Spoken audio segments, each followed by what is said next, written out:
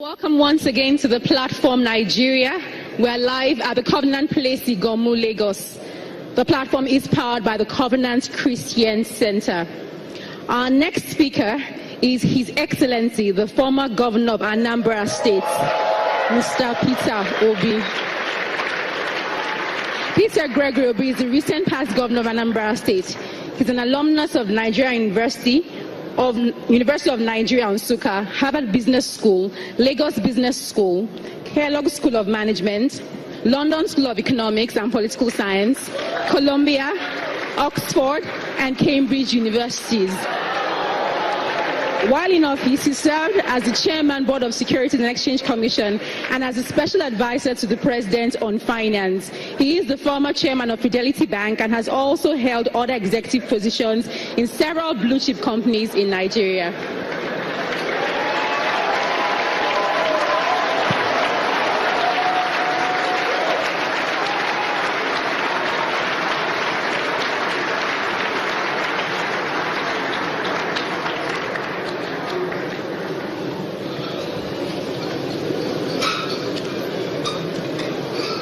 Well, I will start by thanking Pastor and his team. But I'm sure if you're in my position, you'll be feeling so bad standing here that everything is being said about politicians, and I'm the only politician here. Well, let me thank the pastor.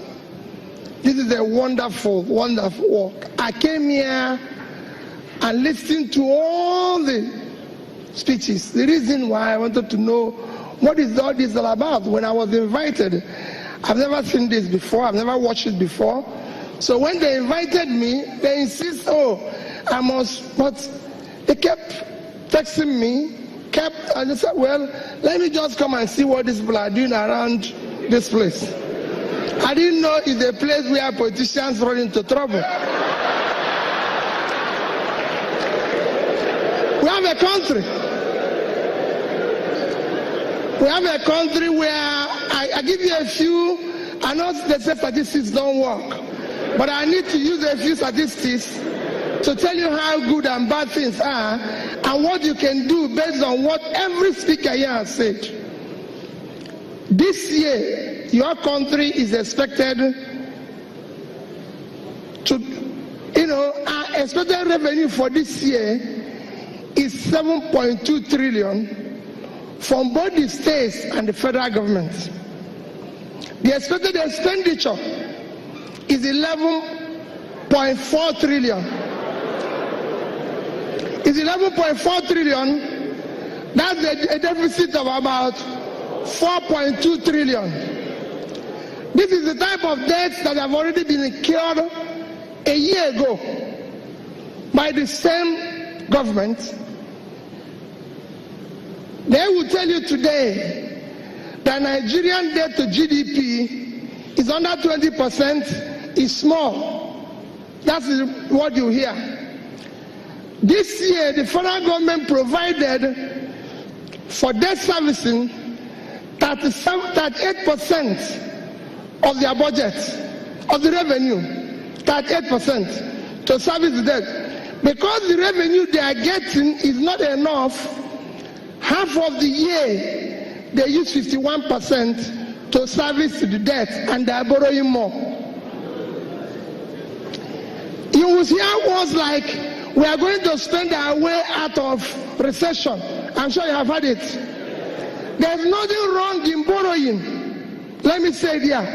Just like we are talking about selling assets, there's nothing wrong in borrowing. But the question is, what are you borrowing for? In a recession, the only way to come out of recession is to do what? Spend for growth. And you can only spend for growth either from savings or from borrowing.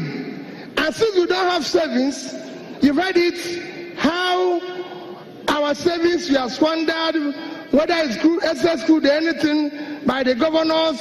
Everybody was right. The money is gone. But now, in order to spend, we need to borrow. And there's nothing wrong in borrowing, But the question is, what are you borrowing for? Are you borrowing for consumption? Or are you borrowing for production? The fear is that we are borrowing for consumption, because we can't see what we used the past borrowing or what we sold before for, and that is the crisis we face. And that is the critical thing everybody has to watch. When you borrow for consumption, when you have no savings, you're heading for a disaster. And I give you an example using two countries. When they talk about debt to GDP, the country with the highest debt to GDP is Japan. Japan debt to GDP is 246%. However, Japan have the highest net asset of any country in the world. They have 1.3 trillion in US bonds and dollar bonds and everything. So they have money, so they can afford to borrow. Greeks have 180%. Because they didn't have money, they collapsed. Because there was no savings. And that is the crisis. So when you see people like me say when they wanted to give money to governors and say bailout, I was a governor, I should be supporting it. But I disagreed. I said no, before we give them the money, let them tell us what they are doing, because it is wrong for us to pay a bill of a drunk while he's still in the bar. He has to come out of the bar first, and he will settle what he has drunk before. And that is where I disagree. I believe that, for me, I don't want to talk about federal government today. My topic is, the topic they gave me is cutting the cost of governance. And I don't want to talk about federal government. Other experts will talk about them. But let me talk about where I serve, the subnational government. Out of this 11.4 trillion expenditure expected this year, the states are 5.4. And I believe that this 5.4, we can save at least 1 trillion. At least they won't borrow it because it's going to be borrowed. We can save 1 trillion. And people will say to me, how are you going to save it? How? One, I always say it. Out of this so-called 5.4 trillion, 12 to 15% is used in running the office of the governor, including the so-called controversial security vote, aids, everything takes almost between 12 and you're looking at about 600 to 800 billion. Thereby, I want you to listen to me. Thereby, if you decide to reduce it to 3 to 5%, it will be between 200 and 300 billion. You save at least 450 to 600 billion. That's a saving of 450 billion. If you decide to do proper procurement, competitive procurement that is competitive, you save as much as the same amount. So with these two, you've saved almost 900 billion. If you decide to do away with the unconstitutional office of First Lady, it's very unconstitutional and adds a lot of confusion to what is happening. It costs an average state today about 2 billion to run that office. And all the office does is create confusion. So if you do away with it, as 2 billion average in a state, you have saved additional to 2 billion, which is 72 billion naira. Add it to our 900, we have 970. If you decide today, the average, most states have about an average of 6 bulletproof vehicles. Today is about 100 million naira for one. And if you times it, 100 million today, times 6, then times 36, it comes to about 21.6 billion. But if you reduce it to 2, it will be about 7.2 billion, and you save about 14 point something billion. If you decide, the average government house have about 25 jeeps. Today's price is about 35 to 40 million.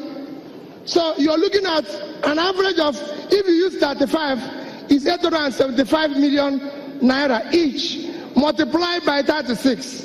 Again, if you reduce it from 25 to 8, you save about 15 billion. We don't need dispatch rider or whatever these people that create a lot of noise. You don't need that machine. You can go without them. Each of those machines, each of those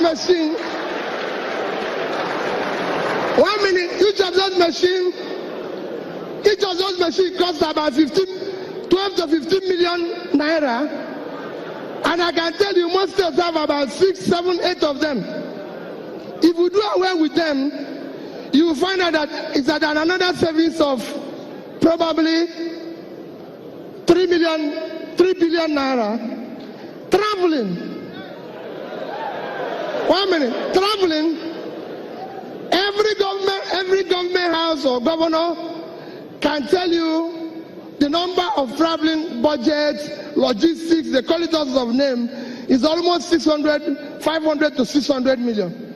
I believe you can do with, if you times again 600 times 36, I believe you can do all your travels for a third of that.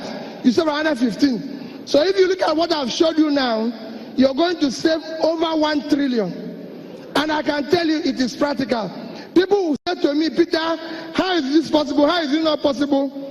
My dear, I was the governor. When I came to